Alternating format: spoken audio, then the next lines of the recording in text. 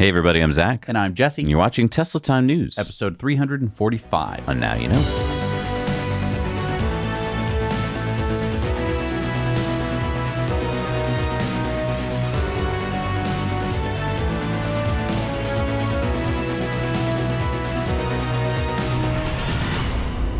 Today's show is brought to you by our friends at Masterworks. We're going to tell you about them and how you can invest in fine art a bit later in the show. All right, so Tesla has been price cutting again, this time in Europe. Fun with Numbers posted this very helpful chart showing recent Tesla price cuts in different European countries. Take a look at that. The long-range Model Y in Norway did go up a bit, but every variant of the Model 3 and Y saw price drops of 4 to 10%. Yeah, the Model 3 Performance had its price drop 10% in France, Germany, and the Netherlands. Singapore and Israel also saw price drops as well. Now, these price cuts have made some new Tesla buyers angry. Others are happy to see the cars get more affordable, while still others think that this is signaling some kind of demand problem. So let us know what you think in the comments below. Tesla will be holding their Q1 earnings call on Wednesday, and we are planning on releasing our coverage of the call the next day on Thursday this week. So make sure that you hit the notification bell button and make sure that you're subscribed. So according to Electrek, Tesla is preparing to launch its fourth iteration of the Powerwall, the Powerwall 3. You just said the fourth iteration. Shouldn't it be the Powerwall 4? Well, the original Powerwall was released in 2015. Then soon after came the Powerwall 2 with more energy storage and a more square design. Then in 2021 came the Powerwall Plus, which included a new inverter, which offered more power output. Now, Fred Lambert over at Electrek claims that he has confirmed that Tesla is getting the Powerwall 3 approved as certified equipment with electric utilities. According to Fred, the Powerwall 3 should be easier to install with better aesthetics and higher performance, and it should be coming soon, so stay tuned. My guess is that the Powerwall 3 will be using LFP batteries as opposed to the NCA batteries. And that should help lower the cost and make the Powerwall 3 even safer, along with increasing cycle life. I doubt if the 13.5 kilowatt hour capacity will be increased. Right, because they'd have to make it physically larger, I think. The price is another unknown. I'm guessing it will cost about the same as the Powerwall Plus. One Powerwall costs about $9,200, depending on where you live, and then it drops as you buy more. And that's before incentives. There are pretty good U.S. incentives now. Now, I wonder if it makes sense to make a smaller Powerwall. No, no. Because, I mean, if you split them into multiple things, then, you know, someone who lives in a smaller, situation could buy a smaller one. I guess so. Yeah. I don't know. Just to keep the price down, I feel or like. Or the weight down. They're heavy. But the other thing to keep in mind is that they do not have a demand problem with the Powerwall. So maybe I don't know what I'm talking about. So you're talking Powerwall Mini. As in the mini version of regular Powerwall. Powerwall Mini. It's cute. So are you ready for some more cool sounding features that will probably never appear in the Rivian? So here's a patent that Rivian filed with the Patent Office back in October of 2021, and it just got published earlier this month. So it looks like a couple of fold-down seats and a slide-out table and a secret bed compartment.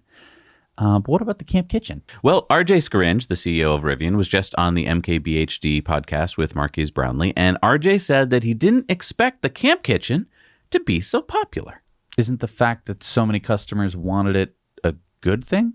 I mean, an overpriced camp kitchen that can add $5,000 to the truck, I mean, that's good. Yeah, I didn't understand what he meant. Maybe what he meant was they never intended to do the camp kitchen.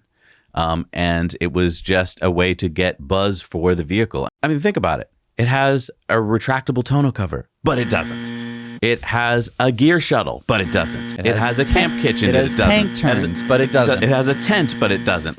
So maybe the whole idea behind Rivian in the beginning was just to get a lot of buzz going and not have to deliver. Anyway, RJ says they are redesigning it so they won't take up all the space in the gear tunnel. And so these new patented features, when are they supposed to come out? No idea. I mean, my guess is never, because I'm doubting that Rivian will survive as a company. But your guess is as good as mine. What do you think? Comment down below. So, I mean, I know that it's really exciting to look at these pictures, but, you got to remember, fool me once. Fool me once. Shame on you. If fool me, we can't get fooled again. Hey, and if you like our show, hit the like button. It really helps us out. It does something where it shares it with other people, because if you don't hit the like button, then YouTube thinks that no one's watching. And now to tell you how you can diversify your investment portfolio thanks to Masterworks. There have been a lot of downs in the market, and we all know that stocks can be volatile. But there are ways to try to protect your wealth and maybe get back to what you expected to have earned. Contemporary art has outperformed the S&P for the past 26 years, but there has been no way for us, the average non-millionaire, to invest in it before. Masterworks is the first company to offer art investment products to the retail investing public. I invested in a piece by Banksy, and I didn't need millions of dollars to do so. By using Masterworks, I was able to buy shares in a portion of it, and you can too. Masterworks paid out tens of millions of dollars to their investors last year, and that's not a one-off. Every Masterworks exit to date has returned a profit to investors like you. Just take a look at this performance.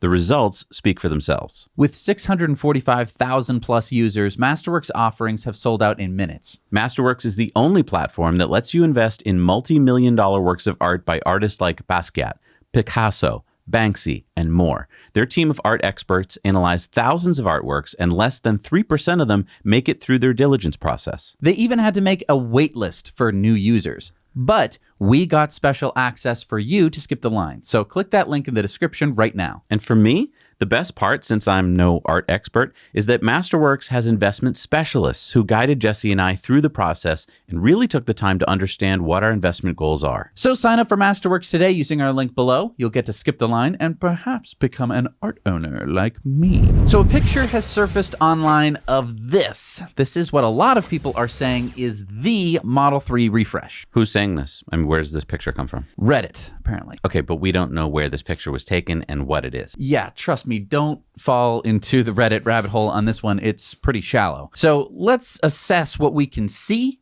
and compare this to a regular Model 3. Okay, well, right off the bat, the front end is very different. Those headlights aren't the same. Right. So this rules out some kind of regular Model 3 with an aftermarket product or some guy in his garage with some Bondo and a lot of free time. And I mean, I looked for replacement headlights for the Model 3, and everything is going to stay the same shape because otherwise you'd have to change the bumper and the quarter panel. And that would again point to a legit prototype or some other car that already exists. But, I checked basically every kind of car that there is, even Chinese EVs, and there's nothing that looks like this. Okay, so that would mean a Tesla refresh? But let's take a look at some of the older Highland prototypes that were spotted. I mean, the covers really block the headlights on a lot of the prototypes that we've seen. Mm-hmm. But we don't see that amber turn signal in the headlight. Right. Although a lot of the more recent versions of the Highland prototype that we think that we're seeing have the lights completely covered. So we wouldn't have been able to tell. Which means that we wouldn't have been able to tell. So, I mean, maybe this is like a European version and the other ones were American versions and therefore didn't have the same amber turn signal. I don't think that that makes a lot of sense. But I want to take a look at this. And this is hard because we only have one picture. But does the car have a side repeater? And if so, does it have the same swoop that comes off the quarter panel and onto the door? Right, because we've only seen that on one of the camouflage vehicles. So can we talk about the bugs for a minute and like the background? Yeah, so obviously this car has been driving due to the tires, so you can tell that it has actually driven, and the bug splatter that is all over the nose of it.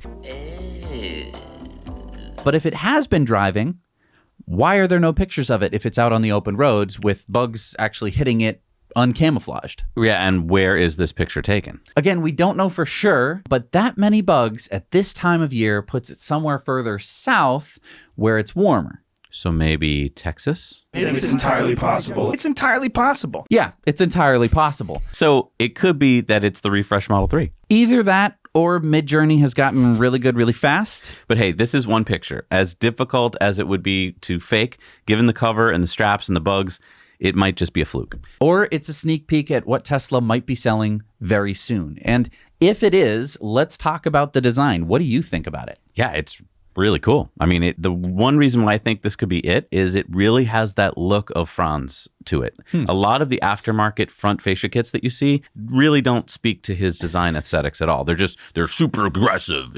Or they're just like Tokyo Drift looking. Yeah, this does look like it could be a version of the car. Now, I mean, to me, and I mean, I'm very biased because the Model 3 is my dream car, and I have my dream car sitting out in the driveway, and I get to drive it every day. I feel like it is sharper, for sure. It looks a little bit more futuristic, but I feel like it's a little bit more boring. I feel like, I mean, I know that it's the current Model 3 headlights are a little more buggy. I mean, it's hard with one picture, but it looks like it gets rid of the duck look. A lot of people don't like the Model 3 because from some angles can have a little bit of a ducky look.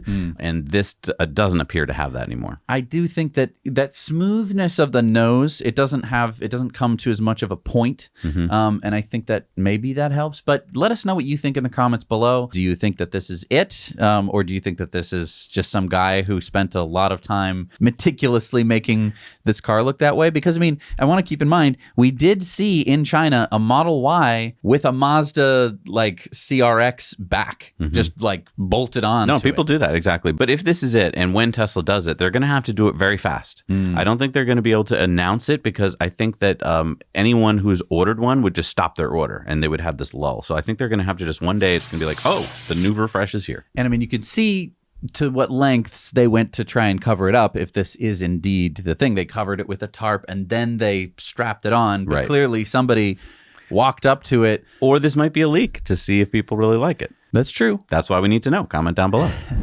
Tesla Scope tweeted, exclusive, a new unreleased Tesla software update is now going out to employee vehicles, including a trove of interface-oriented improvements. Like what? Text size adjustments. Love it. Yes. Like to make things a little bigger, getting older. Okay, what's next? Controls search. So if you're like, oh, where do I access the windshield wiper panel? Or, oh, there's a search bar. There's a search bar. So if you don't know where something is on your car, that's really smart. You could just search for it.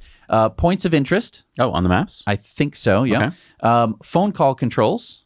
Don't they already have that? I'm guessing it's more of the more complicated, like merge calls. Oh, nice. Okay. Stuff like that. Scroll wheel customization. Ooh. So I'm not sure what different things you could customize. Obviously, right now it's, volume on the left knob and speed on the right knob. It'd be nice if you could put them wherever you want them. Yeah, I mean, I guess you could do like temperature.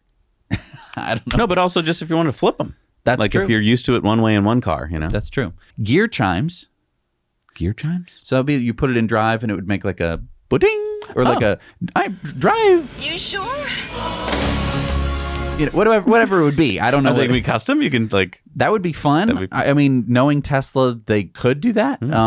Maybe it's just a different farts for the different... it would be good if it was... I mean, because I think if you put it in neutral now, it beeps at you, which is smart, especially while you're driving, because you probably shouldn't. Is NHTSA going to allow fart sounds when you put it in drive? As long as it's on the inside of the car, I don't think NHTSA can say anything. And then passenger seat controls. Oh. So I think that would be center screen passenger seat. Oh. So if you knew that somebody was coming in the car. Oh, that's nice. You had the seat pushed forward because you had just right, because normally IKEA. you have to lean way over the seat and do it yourself. Awesome. And then lastly is get to know your Tesla. So I think that's going to be kind of a... Like videos and stuff? I think it's either going to be videos or just kind of a little walkthrough on how to use your car. That's so perfect for people like new to the car, but also touring and renting. That's really smart. So, 5 years late, but whatever. Also, Zoom meetings is now going to be available in additional regions, and there'll be minor improvements and performance changes. And then speech recognition language, British English, is now going to be available as a voice recognition language. Oh, I wonder if all the different like Cockney accents will be in there too. Oi, take a right, you geezer! So Gregor Truck on Twitter tweeted out what appears to be the open frunk of the Cybertruck at a wind tunnel, which is set up outside of Giga Texas. And I think this is the first time that we've seen the hood open on the Cybertruck, or should I say the Frunk. So this is going to be similar to the Ford F-150 Lightning's Frunk, where the front grille goes up with the hood so you can get easy access into the Frunk. So instead of it being a tub, it's a lot more like a tailgate. Right. Yeah. Yeah, I mean, that's what it looks like. After experiencing both types, so the Rivian R1T has the traditional tub Frunk, and the Lightning has that easy access Frunk. I have become a fan of the Ford style with the grille going up. I think that this is really exciting. It gives us a little bit more insight into what the Cybertruck is going to look like. I'm getting excited about the Cybertruck. I'm getting excited about the Cybertruck. And so let's talk about it more. So at the same time with this wind tunnel outside of Giga Texas, YouTuber Brad Sloan spotted the Cybertruck's one giant windshield wiper apparently getting tested. So it looks like there's a guy with a spray bottle. Yeah, I don't know if that's just to keep everything wet, or if that's to test how well it does, or Because, I mean, if this is how they test automatic wipers, that would explain a lot. Yes. So, look, I think this puts to rest the question of whether there will be one giant wiper. Yeah, I mean, in our recent Patreon poll, only like 1% of the respondents said that they actually wouldn't buy the Cybertruck if it had a giant wiper. And I have to question whether or not these people are serious. No offense. So, Tesla, I think you're good to go. Yeah, I will say that I am going to withhold judgment on the one giant wiper, OGW, until I get to experience it under real world conditions. I think this will be one of the first things that I want to test, that when we get ours, hopefully this summer, I want to know how well it functions. That to me is way more important than how it looks. Sorry, all you people out there who care about the looks first. Look, if you're driving along in New England weather and you get a downpour, or you get, some slushy, sleety day, you want to make sure that this thing is going to really do the trick. What I'm worried about is with such a long wiper, a long lever arm, I have no idea what we're talking here, like 2.5, 3 feet. Is it going to have enough force at the end of it to get my windshield clean? Right. I mean, I know that in like my Model 3, I'll just let it snow, and then I'll just be like, let's see if the wipers can handle it. And they'll go like, and then they'll stop, and I'll be like, all right, I guess I'll go fix it. But yeah, with such a long wiper, I mean, at least in this case, it'll be wiping down, and there won't be that... It should have, I mean, for snow at least, the snow should be allowed to just slide right off. That will be nice. Maybe it'll just clear off the whole front end. Just maybe they could even continue it and have it do the whole front end. I hope they have some kind of really good heater system for the windshield, so that it just can melt. That's so important. And, we are sponsored by the Cybertruck Owners Club. That's where we get so much of our Cybertruck news. You can head there right now, and you're going to find their crowdsourced reservation tracker that we use to find out that we're like number 20 in line. Don't hate us. We're going to bring you the truck as soon as we get it. And here's another tidbit spotted on Cybertruck Owners Club. These photos of a new Cybertruck prototype at the Fremont factory with these steel wheels and measurement devices mounted all over the truck. Okay, so I get the measurement devices like accelerometers and stuff for the chassis testing, but what's up with these steel wheels? Are these going to be actual optional wheels for customers, or are these just something to do with testing? It'd be funny if they sold like crappy wheels. Yeah. You want to save some money? Yeah. Buy it with the Steelies. And well, these wheels are made by Kistler and appear to be wheel force transducers. So Kistler says about their wheels, wheel force transducers are designed for use in the development and testing of complete chassis and chassis components of different vehicles such as passenger cars, SUVs, commercial vehicles, race cars, and industrial vehicles. During measurement, the wheel force transducer replaces a standard wheel and measures the force and moments acting on the tire contact patch. Phew. Okay, so these are not wheels they're going to sell to us, because to me these wheels look like crap. So yeah. So here's the problem with the internet. People find a Cybertruck somewhere and they go, "Oh my God, this is a new thing. These are the Cyber wheels. What do you think, guys? I think this looks really cool. What do you think?" And I'm going to paint mine black. Yeah. Right. Yeah. I don't think. I mean, if you want steel wheels, I'm sure you could get just go down to Tractor Supply, find the right size, and I'm sure you could bolt them onto your car. But yeah, I don't think that they're going to sell these. No, but you could put hubcaps on them. But this is good. They're testing. I mean, we're getting closer. Yeah, this is what you do before you get to production. Yeah. And just a reminder that Jesse and I are going to be at Micromobility Europe in June, so June 8th and 9th in Amsterdam. So if you're going to be in the area, feel free to use the link down below to buy tickets. We got 20% off for you guys. And if you want to go to Micromobility USA, which is going to be in California in October, we've got a discount for you as well. Check out the link down below. Wow, I can't wait to see our fans in Amsterdam. Yeah, but it's hard to do Tesla Time news from the road, so I came up with an idea. What is it? We're going to have our fans help do the show. How does that work? So that week, you guys are going to send in stories, things that interest you. Just shoot them on your phone. Tell us, or sit there with your friend in front of a fake set if you want to.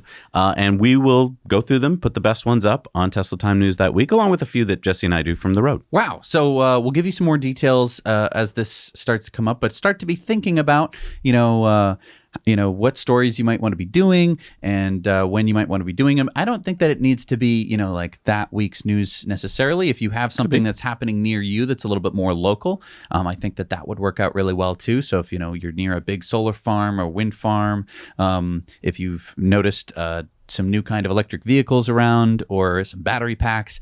All of those would make excellent Tesla Time news stories. And that'll be so fun. We'll get the community actually on the show, kind of like video contributor stories, but like a big digital get together. Exactly. That'll be so much fun. So Zach and I just reviewed the Gyroor C1 foldable electric scooter with seat over on the Now Let's Review channel. Now, I know that this scooter is quite a mouthful, but it's quite a product. Yeah, I mean, it's actually become one of my favorite ways to get around in a city environment.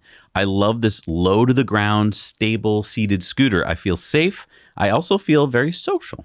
You feel social? What do you mean? Like you're posting on Instagram posts while you're riding? No, what I mean is because you can travel slowly on it, you can actually ride like next to your friend who's walking. So like if you're on a college campus, for instance, you could ride it to class and meet up with a friend who's like walking and like ride along them next to them for a couple blocks and chat, and then you can just zip off.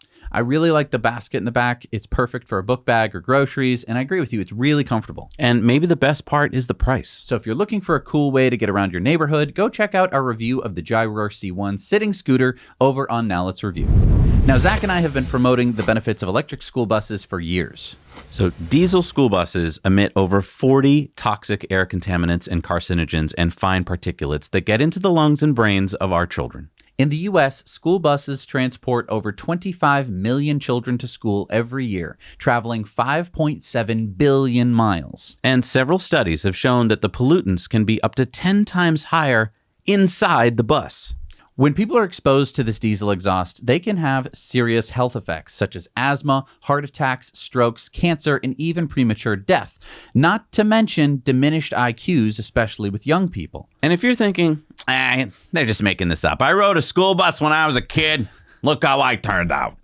Well, then you may want to check out this new study published in Nature Sustainability. The researchers analyzed EPA data of school districts that got electric school buses and found that over 350,000 additional student days of attendance were added in the school districts that won EPA funding for electric school buses. Now, is that because kids were like, Mommy, Daddy, I like electric school buses so much that I want to go to school every day I can? No, it's because they weren't getting sick from breathing in poison. The researchers of this study estimate that replacing every school bus built before the year 2000 with an electric bus can add over 1.3 million attendance days in the U.S. And if you're asking what an attendance day is, every day that a child is sick and can't go to school, that's one attendance day missed. So imagine that. A school district with electric school buses versus a school district with diesel school buses. That one change affected the health of children. As Dr. Lisa Patel, a member of the American Academy of Pediatrics, said, I think everybody recognizes that those fumes make people sick. This study drew a really clear line between the exposure to that pollution and the impact on children. So in October, the EPA awarded over $1 billion to 289 school districts in the U.S. They replaced 3,400 diesel buses with clean electric buses. So the good news, the change is happening, but we need to do it faster. Every day that our kids are sitting on diesel school buses is not a good day. I remember I would like sometimes go to my friend's house and I would take, their bus and I would be like, this bus is stinky. And it's probably like, well, that's why he's not that smart. Yeah. I mean, I rode a diesel school bus from when I was 5 till when I was like 13. And I was on that bus for probably like well over an hour a day. And don't forget, you can listen to Tesla Time News as a podcast on iTunes, Spotify, Stitcher, and wherever you listen to podcasts. And if you're listening to this on a podcast, you can watch this on YouTube. The Swedish truck maker Scania has just unveiled their P25 all-electric auto hauler. So this truck can transport up to 8 vehicles with a total combined weight of 42 tons, and it's the world's first battery electric hauler, according to Scania. It has a 230 kilowatt-hour battery pack for a range of over 300 kilometers, or 186 miles. Scania says it can fully charge in less than 90 minutes with CCS2. I honestly find that hard to believe. I mean, 230 kilowatt hour pack charging in less than 90 minutes, but great if you can. But I do get that while the truck is being loaded and unloaded, it could also be charged, so it doesn't probably matter as much. Mm-hmm. Manfred Rakowski, one of the first drivers of the new truck, says the first impressions of the truck are tremendous. The handling is very good, and compared to the diesel, it is lively. So, I mean, I think that Tesla should probably buy a fleet of these.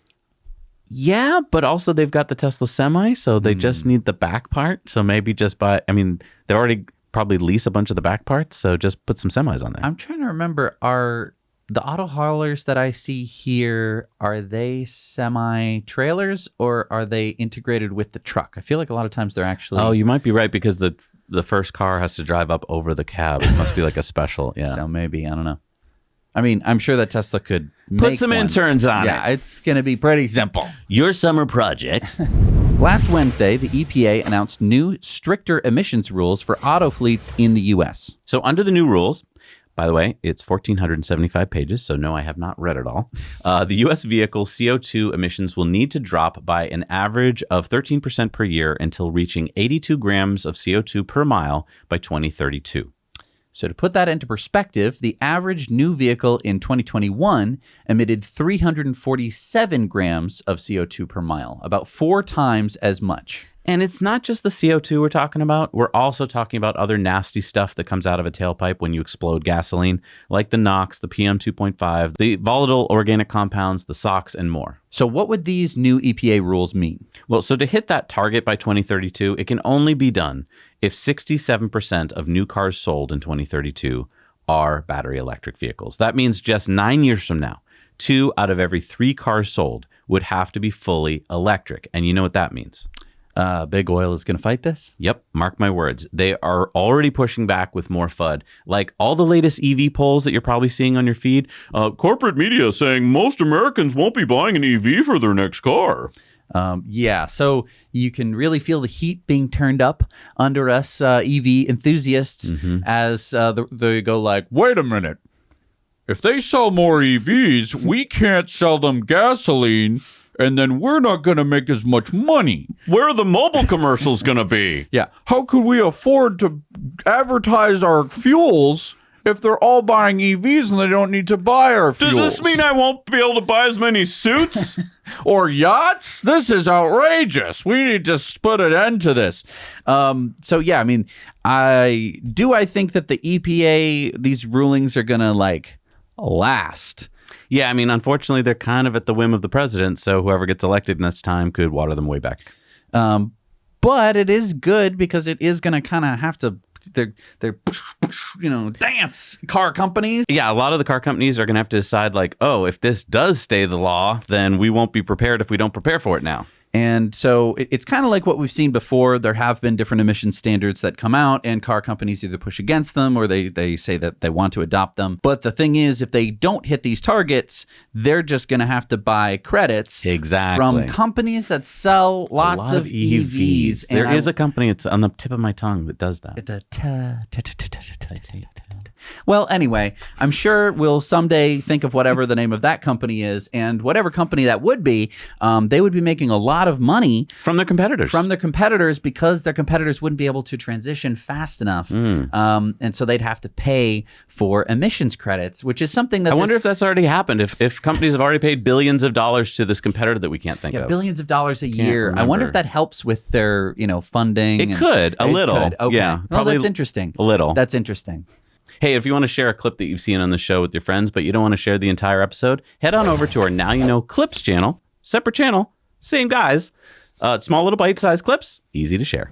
So if you subscribe to our Disruptive Investing channel, you may have seen our interview with Teague Egan, the CEO and founder of EnergyX. Now, disclaimer, EnergyX is a company that Zach and I have invested in during their last crowdfund round, and they specialize in direct lithium extraction and refinery technologies. Right, because didn't some CEO of some company that begins with T say that if it's basically a license to print money if you can refine lithium. Lithium, right. Anyway, EnergyX has over 60 patents in ways to extract lithium in a much faster and cheaper way than the current brine ponds method, where you basically keep pumping brine solutions from pond to pond for like 18 months while the sun evaporates the water. Yeah, EnergyX's LiTAS membranes allow you to pump the lithium brine through their system and just extract battery-grade lithium much faster. So now General Motors has just announced that they are leading a $50 million Series B financing round in EnergyX, and GM will also be providing additional financing for production projects in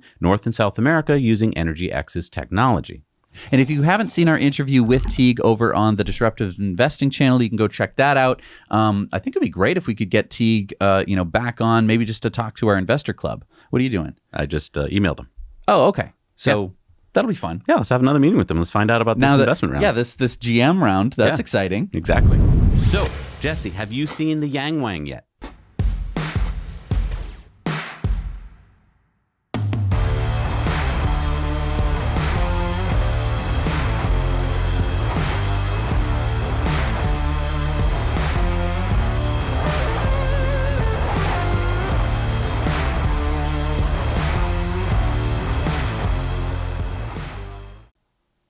So, did the Chinese just figure out lowriders? No, that's the Dysus X system developed by BYD. So, I mean, is it a lowrider or is it like the Bose suspension system, like knockoff? What's that? Oh, you never heard about the Bose suspension? We'll talk about it on Patreon bonus stories this week. But let's talk about this. What is this? This is the Yangwang? The Yangwang U9. So it should go 0 to 60 in 2 seconds, has quad motors, and it's coming out who knows when. So it's a roadster killer that can jump. I mean, if the Roadster has the SpaceX package, it should be able to fly. Or at least jump a lot higher than that. But that is pretty cool. And ollie while you're just sitting there. That's pretty cool.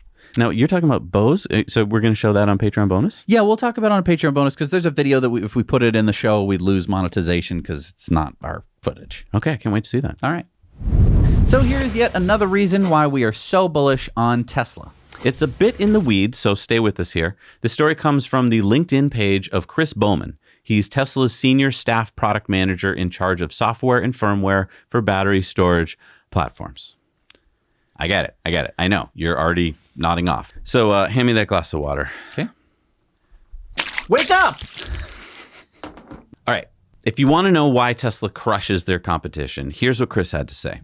Our next generation Megapack controls platform, combined with our industry-leading controller hardware in-the-loop test services, our Chill platform, speeds up and de-risks deployment of gigawatt-scale battery and hybrid renewable plants. This matters because time and time again, our competitors fail on control system commissioning, causing multi-million-dollar losses and 3 to 4 month project delays.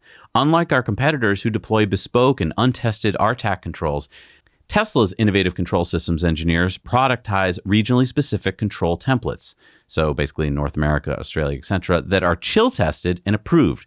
Our approach provides EPCs with the turnkey solutions that work the first time and meet the needs driven by electrical topology of large plants, the interconnection type, and regulations. Okay, so I was trying to stay awake during that. What? Basically, Megapacks get you up and running quickly the first time you plug them in. That's what utilities and energy developers want to hear, a proven, robust battery solution. And like we told you last week about Tesla's announcement to open a second Megapack factory in Shanghai, when both Lathrop and Shanghai megafactories are up and running, Tesla will be producing 80 gigawatt hours of Megapacks per year. That would be more than 10 times what Tesla deployed last year. So no wonder that Tesla has a 2-year backlog for the Megapack. Exactly. Every utility now that wants batteries knows that this is the gold standard of batteries. And Tesla has it. And Or the lithium standard. Yeah.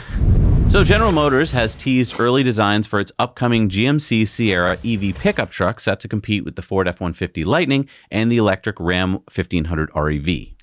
Now, I thought that GMC was going to come out with the Silverado. That's Chevy. What's it?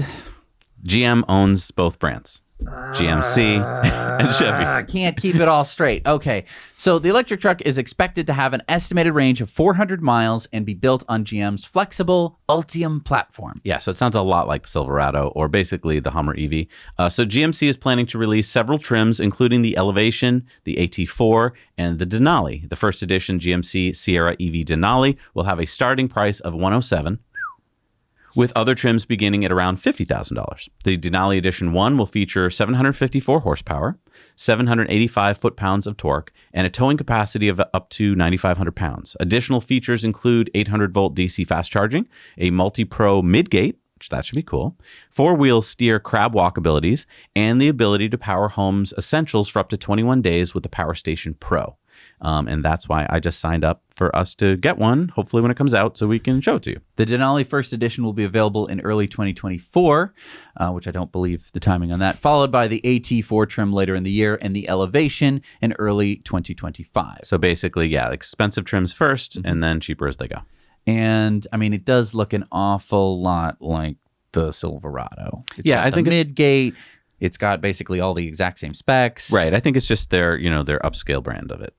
Okay. All right, it's time for Into the Future. Sponsored by our friends at Henson Shaving. Again, thank you for my wonderful shave this morning, Henson. I've just been enjoying my Henson shaver so much. It's all metal, and that just makes it feel like it's a real tool. It's a real thing. Well, what's nice is when I see you using it, it looks like the day you bought it. That's because it's made out of aluminum. You can also get the titanium one. I've been using the titanium one. It's very fancy. It's just a little denser than It's a really nice gift. And by the way, you get 100 free blades if you use our code Now You Know when you check out. Swedish microcar company Lovely is developing the Lovely O, a small, ultra-efficient electric vehicle designed for urban use. So the Love light urban vehicle weighs only 380 kilograms. It's super efficient, so 96 watt hours per mile, or about 10 miles per kilowatt hour. That's the way I think of it. Has a top speed of 90 kilometers an hour. So unlike a lot of these other small cars that can only go up to like 25 miles an hour, this can go 55 miles an hour. Its standard 6.4 kilowatt hour battery, comprised of two removable 15 kilogram units, charges in 1 hour with a European 220-230 volt outlet, or 2 hours on a US 120 volt outlet. So the car offers 267 liters of trunk space and is expected to cost around 10,000 euro, which is about $11,000. Lovely says its main innovation is its product and assembly process, which it plans to license for various vehicle configurations. So the company has pioneered this flat pack shipping method, kind of like what IKEA does. And the idea is that they would ship you all the vehicle parts, which are then assembled in a 2,000 square meter micro factory. And so you wouldn't build it at your house, but at little factories around the world, you could then assemble them. And so this allows for more efficient shipping and easier setup by using these micro factories. So it's not, so like you're saying, it's not, you kind of drive it home and then you take it out. Wouldn't that be funny if you built it in your apartment and then you couldn't get it out? Right. Step one, measure your door. Which is what happens with a lot of IKEA furniture. So it's a flat pack car, but you have to bring it to a micro factory to build it. CEO Håkan Lutz believes that Lovely's small vehicles can help reverse the trend of large cars kind of dominating cities and contribute to more sustainable, efficient urban living. Lovely says they will use a sandwich structure composite safety shell with additional energy-absorbing foam material to keep occupants safe. I do have a lot of doubts and questions about this. We are reaching out to the company so we can talk to them because, I think if foam was the answer, we would have been building cars out of foam a while ago. But maybe I'm wrong. Maybe you can do it. Yeah, I do love to see that you can shrink things. I hope that it's a trend that works in cities specifically. I think that is where it's going to be the most useful. Yeah. But we'll have to see. All right, it's time for Going Green. So there's already quite a few reasons to feel good about buying a burrito at Chipotle. Last year, 100% of Chipotle restaurants participated in the company's Harvest program, which donated over 282,000 pounds of leftover food to community organizations. And 40% of Chipotle's electricity was purchased from renewable sources in 2022. And don't forget that Chipotle has worked to reduce packaging waste. So last year, 100% of Chipotle's burrito bowls, bags, napkins, kid tray meals, and quesadilla trays were made entirely from compostable natural fiber materials. And now Chipotle has unveiled its latest all-electric responsible restaurants design that maximizes energy efficiency while utilizing 100% renewable energy from solar and wind power sources. So the first two all-electric Chipotles are already open, one in Gloucester, Virginia, the second in Jacksonville, Florida, and there's a third one coming to Castle Rock, Colorado this summer. The big features of these new responsible restaurants are rooftop solar, cactus leather seats. I don't know what cactus leather seats are. Cactus leather. Okay. It comes from a cactus. No, Don't worry, they pulled the spines out. Oh, good. I hate the other kind. Yeah, lots of cool things, including EV charging at select locations. I think it should be at all locations. Smaller electric cook lines and improved exhaust hoods, all electric equipment systems that replace gas power. So lots of cool stuff. Chipotle plans to add over 100 new all electric locations in 2024. So if you live near one of these new Chipotles, please visit it, report it for us as a video contributor story, and see what it feels like to sit on a cactus leather seat. So with more and more grid-scale solar farms being built around the world, it was only a matter of time before we got this. Whoa! An autonomous solar installation robot called OAMP. OAMP. outdoor autonomous manipulation of photovoltaic panels, made by Sarcos Technology and Robotics. And the ticker symbol on the NASDAQ for them is STRC. So basically the way it works is that instead of humans having to carry panels from the truck and manually lift them into place, the robot with its suction cups and computer vision autonomously moves the next solar panel into place, and then the workers can manipulate the floating panel as they bolt it down. So Sarcos says that their technology can reduce the time it takes to build a solar farm by up to 40%. And as we know, time is money. So this is a big deal, because there are approximately 230,000 people working today installing solar panels in grid-scale farms in the U.S., but they need more. An estimated 900,000 people will be needed in just the next 12 years because grid-scale solar farms are growing so fast. So get this, the kind of average solar farm was 100 megawatts. That's about 250,000 solar panels. That's a lot. The new kind of standard is a 1 gigawatt range. So that would be 2.5 million panels. I see. And if you have to do this, and that's not even as hard as moving. This is a solar panel, right, by the way.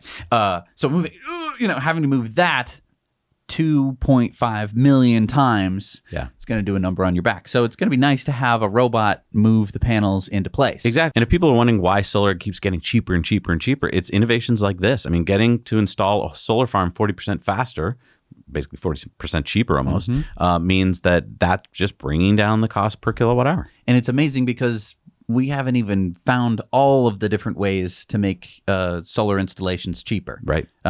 It's just cheaper to begin with. Right. And now it's getting even cheaper. Just a reminder that solar is one of the cheapest forms of electric generation that you can install today. Yep. And if you'd like to become your own solar-powered generator, talk to the team at EnergyPal. They're the solar and battery experts that help you go solar for less, because you've got lots of questions. Things are changing all the time. And I got to tell you, my buddy Lincoln over at EnergyPal, he knows everything. He's so friendly. So call them up. It's free to you. Tell them that Zach and Jesse sent you, and hopefully they'll help you get your next system up and running. All right, it's time for our video contributor stories. Remember, you can send in stories to us. We love them. Send them to hello@nowyouknowchannel.com. What do we got this week? Our viewer Brant sent us this story about their cross-country road trip to Starbase in Boca Chica, Texas. All right, so here I am starting the trip. Me and the wife are heading out to Texas. I'm supposed to leave at 3 in the morning, but I got a little too excited, so we're leaving a little earlier. Might probably stop a couple more times to sleep, but we'll see how it goes. Here's the map, and we are heading to Texas. That's a lot of superchargers. All right, this will be fun.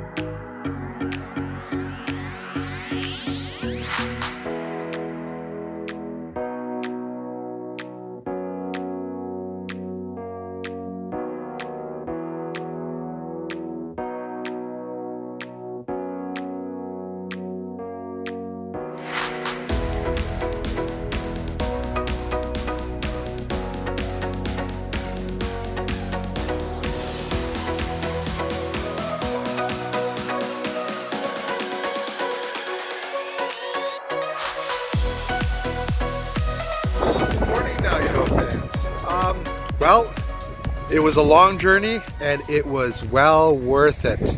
We came over here early this morning to have a sunrise in Boca Chica, but unfortunately it's a little cloudy and windy. Nonetheless, here we are. Mission accomplished. Wow, it was exciting. I'm happier than anything I can be. That's pretty much it. Hopefully you liked the video. Thank you so much for watching this, Zach and Jesse. Now you know. Wow, that was packed with information. Yeah. I love that he had everything in there, from like how much it cost to charge, where he stayed. Like, oh man, it was really cool. Thank you, man. That looked like a really fun trip. Thank you for sharing it with us. We're a day behind you, so Starship didn't launch this morning because there was a little problem at the last minute. Hopefully it'll launch tomorrow for you. On Wednesday. Yeah, I'm so excited. I was just emotional watching it. It's so exciting. Yeah, maybe we'll be talking about it on our Thursday show this week because they're going to do the Investor Day on Wednesday, which should hopefully, with any luck, will be after the SpaceX launch, which is so exciting. It's time for our Patreon bonus stories. Remember, you can join us for as little as $1 a month over on Patreon. That helps support the work we do because, let's face it, YouTube doesn't really support us much anymore. And we got so much cool material for you over there, including our disruptive investing news. We've got Investor Club bonus stories, and then we got a whole slew of Patreon bonus stories. Jesse's going to show me something about a Bose suspension system. I'm excited to see that.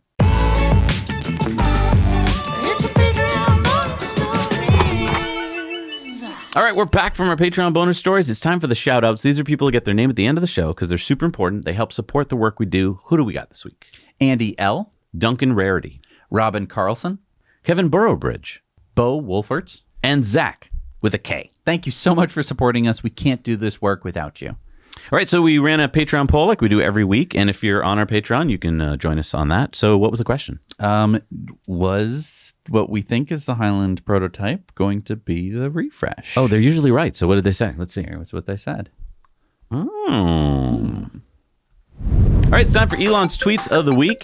And Jesse, I just want to see if you notice anything different on Elon's homepage there on Twitter.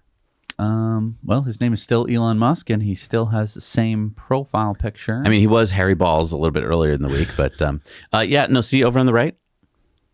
You're subscribed to Elon? I subscribe to Elon. But, I mean, you could follow people. You can follow him, but you can also subscribe now. You'll learn more as we go on with the tweet. Okay. So Elon said, extremists of any kind tend to lack a sense of humor because they live in a state of outrage and dehumanize the other side. Farazad said the worst thing about the Dunning-Kruger effect is being afraid that you're the idiot. But then you realize that fearing that you're an idiot actually makes you smart, which actually makes you an idiot. It's like you know me, Elon said. Optimist said the rich get richer while the poor get poorer. How does this get fixed? Elon said if that were actually true, the rich of 100 years ago would have all the money today, but they do not. Which rich are Some we of the talking rich about? still have it. Elon said we are working on burnt hair. Has to be just right. And he's talking about the perfume. I guess they haven't gotten it perfect yet. Peter Diamante says, we're at the cusp of a food revolution. Sustainable, eco-friendly, and low-cost food sourcing for every being on this earth will become our reality. Here's the evidence. He put a bunch of posts. Elon said, your boundless optimism is uplifting. Then, as I mentioned, Elon changed his name to Harry Balls earlier in the week just to see if the news media would pick up on it, which they did, and that made him happy. Wall Street Silver says the Fed seems to specialize in sparking boom and bust cycles and bailouts as needed. Is this really the best way to run a financial system? Elon says their technology is so ancient, World of Warcraft economy is light years better, actually. Elon said we need a VP of propaganda. I mean public relations. And then a lot of people still talking about how San Francisco is just falling apart. Elon said downtown San Francisco looks like a zombie apocalypse. People who have not been there have no idea, and Whole Foods pulled out this week. David Sachs says San Francisco's Board of Supervisors, which claims that crime is down in the city, had to disband their meeting today because their internet connection was vandalized. Can't make this stuff up. Elon said, amazing. Yeah, people basically stealing wires off buildings for like $10, and it costs thousands to replace them. Gott said Elon Musk is worth $188 billion, one of the richest people in the world. This is his bedroom. And then, Community Notes kind of corrected it. This isn't actually his bedroom, but Elon said, not totally wrong, slept on a friend's couch last weekend. And I just feel like if Elon showed up, I would offer him more than a couch. Yeah. I don't know. Just we put him on one of our Birch mattresses from Birch. Mike Solana said we should be consuming much, much more energy. Elon says, true, civilization uses a tiny amount of energy. Just seems high to us silly monkeys. Our sun, which is not particularly special as stars go, turns over 4 million tons of mass into energy every second. Glenn Greenwald said, it's so clear how this scam works. The US, EU, big tech, and the same small handful of neoliberal billionaires, Gates, Amadar, Soros, fund disinformation experts to smear any sites that they can't control or won't censor on command as being vectors of hate and disinformation. Elon says, this is super messed up. So, of course, they're talking about Twitter and how everyone is saying, like, oh, Twitter's horrible. And it's like, it's always been that way. Elon retweeted SpaceX, Starship at sunrise. And, of course, as we mentioned earlier, did not launch it was scrubbed. Monday. Yeah, until Wednesday. The Rabbit Hole says, in case it wasn't obvious. Elon says, exactly, misinformation is indeed the Trojan horse for censorship. Doge Designer said Elon Musk confirmed that Twitter is rolling out a subscriber program for content creators so they can actually make a living on Twitter. Elon says super important. So Elon says for the next 12 months, Twitter will keep none of the money. You, the content creator, will receive whatever money we receive. So that's 70% for subscriptions on iOS and Android. They charge 30%. And about 92% on web. Could be better depending on payment processor. After the first year, iOS and Android fees drop to 15%, and we will add a small amount on top of that depending on volume. We will also help promote your work. Our goal is to maximize creator prosperity. At any point, you can leave our platform and take your work with you. Easy in, easy out. And as a content creator, we make videos, not little text things. I mean, that's a really good deal, at least to start out with. Exactly. And I think that not a lot of people are talking about this. It's being kind of... Oh, I think a year from now, it's going to look completely different. It's going to look completely different.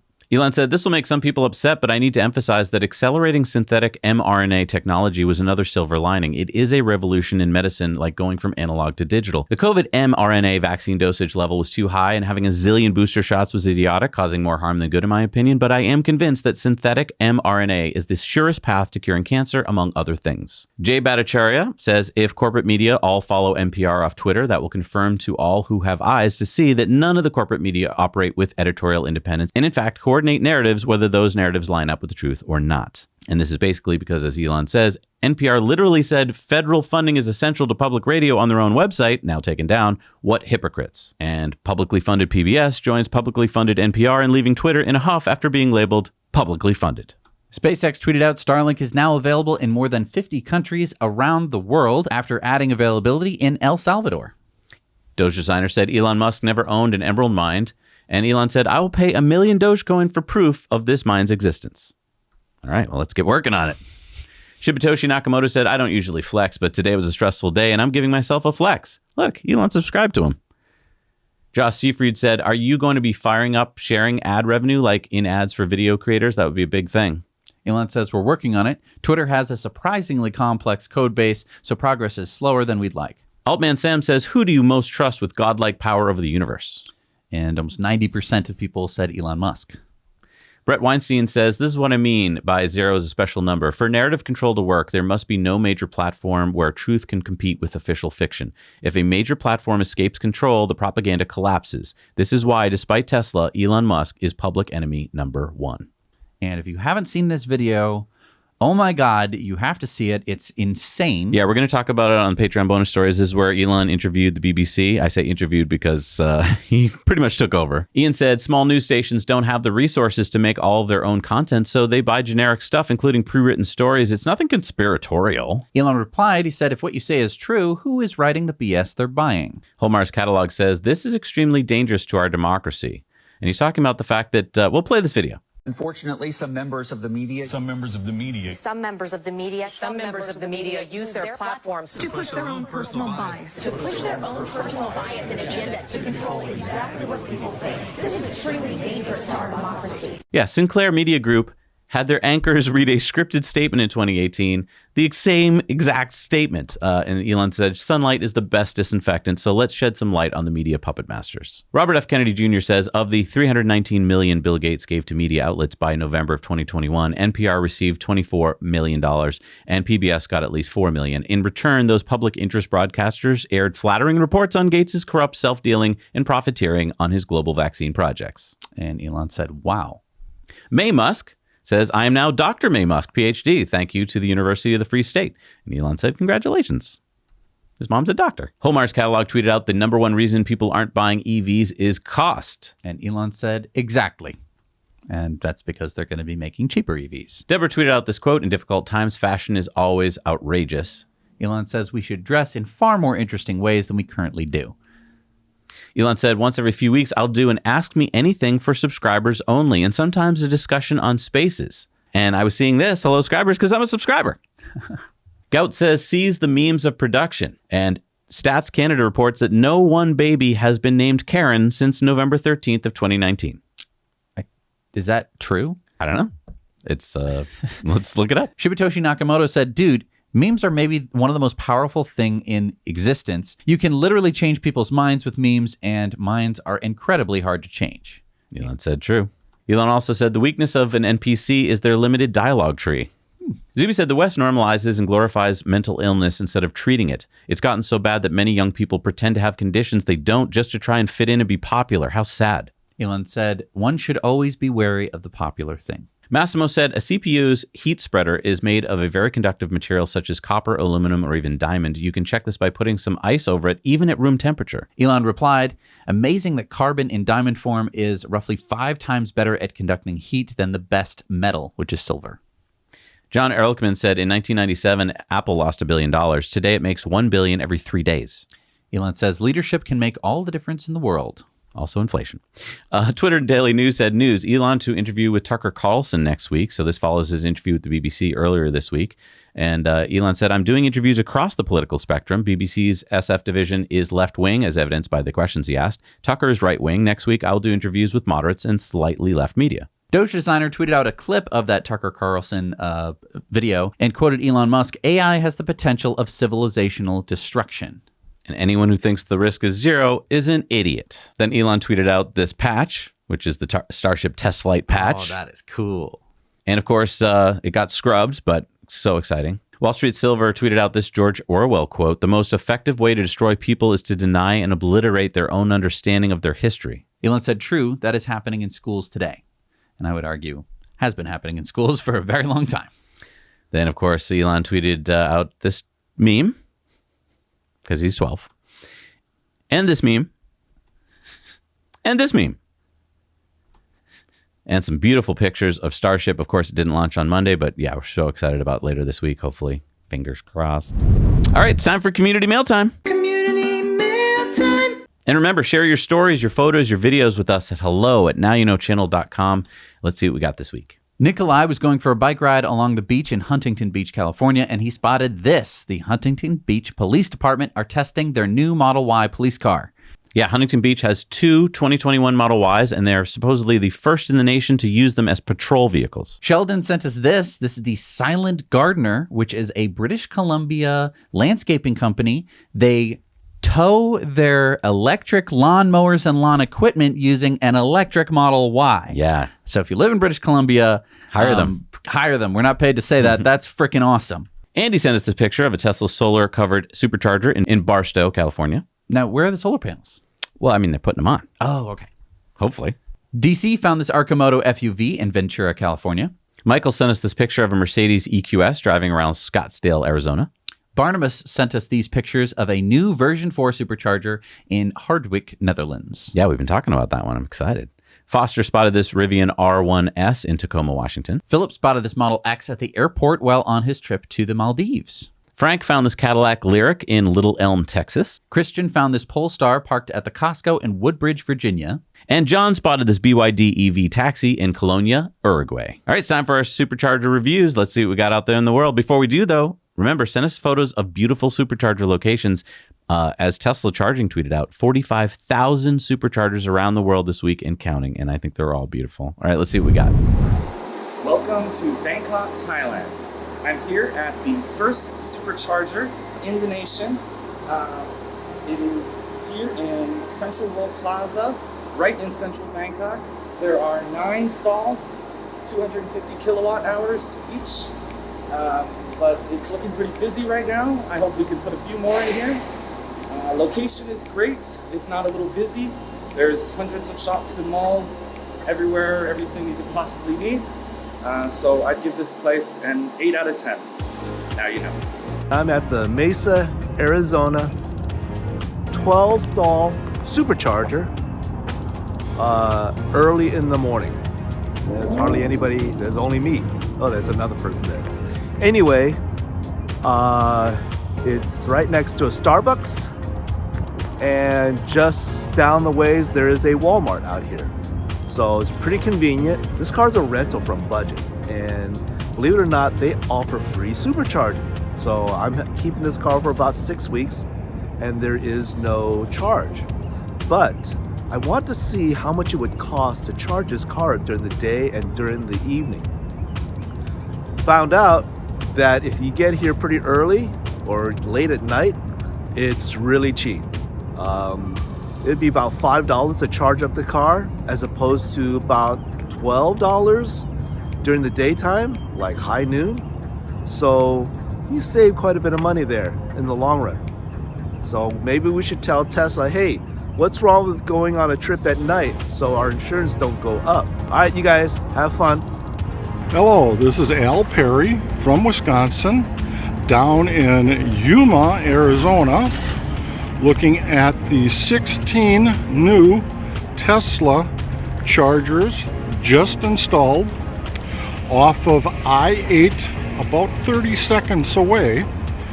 Lots of amenities in the area, and I will give this a 7 out of 10. Now you know.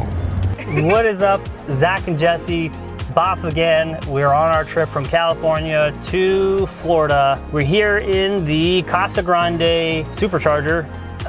There's only a handful of stalls here, and again, this one is not tower friendly. So if you're towing something, you're gonna have to get creative with where you're gonna ditch your haul.